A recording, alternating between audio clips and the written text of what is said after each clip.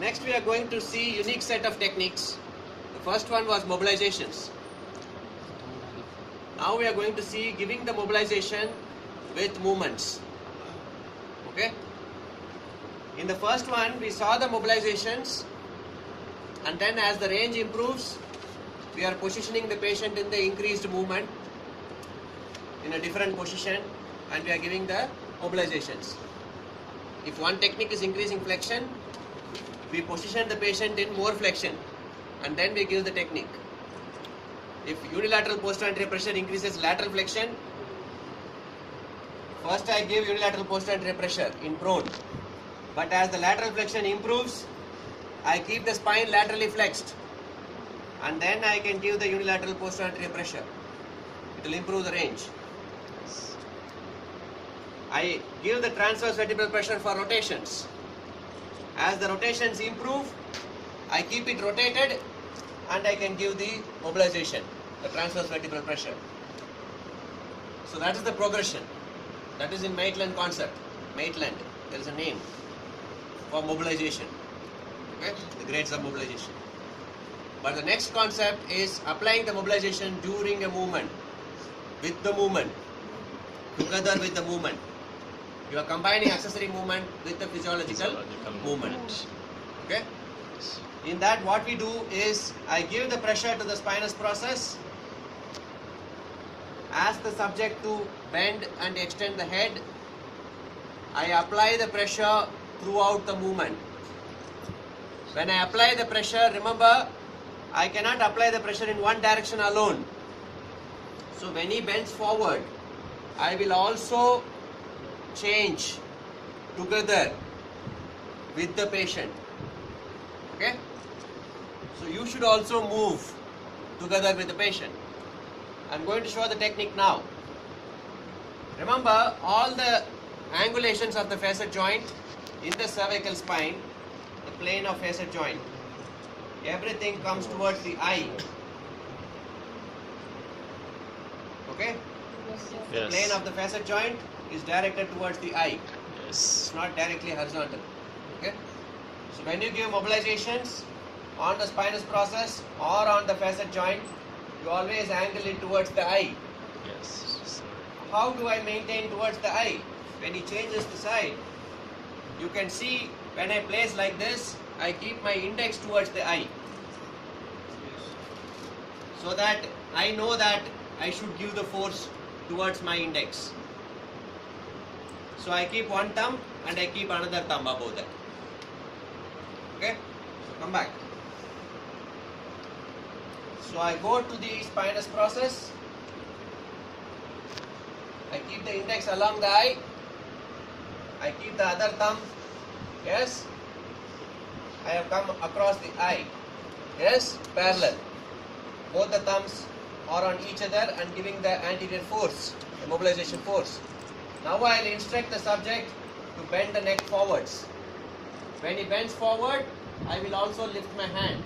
Come back. Okay? Forwards. Come back. Okay? So I am giving the central post-anterior pressure. Yes? When he is flexing. Okay? So bend forward. Come back. Okay? Yes. This technique is a mobilization with movement because we are giving the mobilization with the movement. Yes. But this is named as sustained natural apophyseal glides. Snags, not snacks. Okay? It is the snags. Sustained natural apophyseal glides.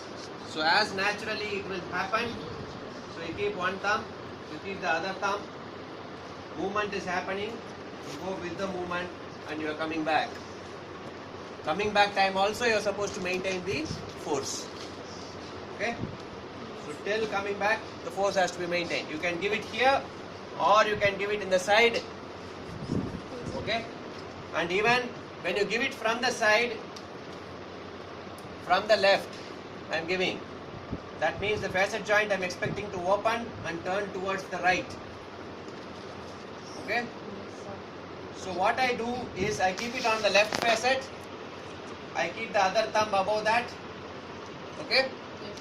This hand in the side along the shoulder because he's going to rotate now. And this hand index is along the eye. Okay? So I start from here, ask him to rotate to the right. When he rotates, I also move. Come back. Go, rotate. Come back. Rotate. Come back. Rotate. Come back. This hand has to allow the movement. Okay? That's why it's along the shoulder.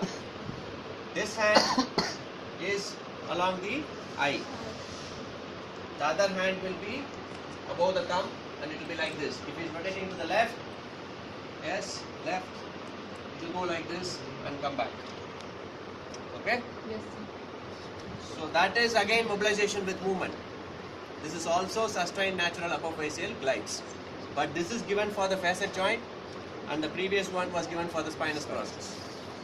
Okay? Yes, sir. Even transverse vertebral pressure, you go to the side of the spinous process. Okay? Keep this, and when he rotates, you can continue the mobilization force when he is rotating. Okay? Together on the subject. So I'm going to the side of the spinous process, giving the rotation force, keeping it here. Okay? He's going to rotate to the left. The force also produces the rotation to the left because I am applying from the left side of the subject. Okay? Come back. So maintain the force. Yes. Come back. Again, left. Come back. Left. Come back. Okay? This is horizontal.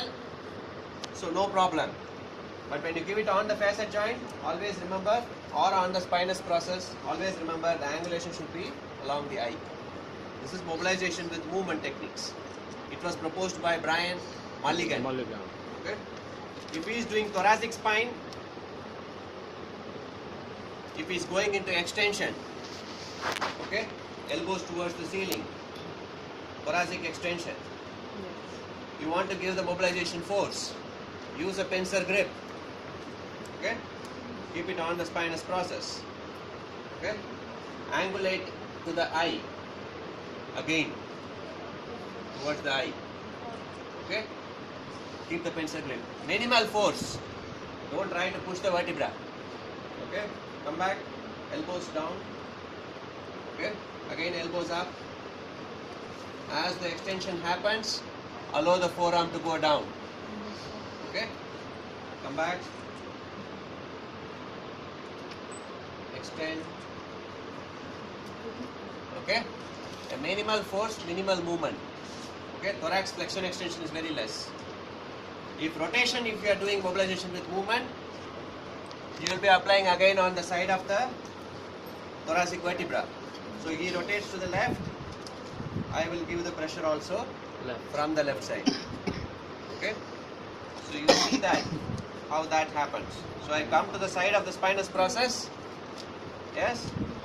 And then when he rotates, first is active. Rotate to the left. Okay? Come back. Rotate to the left. Come back. Okay? And then again rotate to the left. Come back. Rotate to the left. Come back. Okay? After active, he rotates. You can also give a passive pressure. Okay?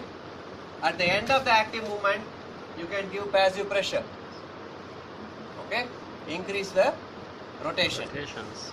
Yes? So this is a rotation snags, flexion snags, extension snags, lateral flexion snags. Okay, snags, S-N-A-G-S. The sustained natural apophyseal glides. For the thorax, when you do active movement is first, so rotates. Active is completed, go there and give the passive force. Okay? So always remember, for applying the glides, First is active, the next one is passive. Lumbar, we'll choose a different position, which is prone lying. Head this side. And coming to quadruped position, the hands and knees, the all four position, quadruped position. Okay? Okay? The distance between the hands should be equal to the distance between the knees. And then the thigh should be vertical, arm should be vertical. This is the starting position. Next.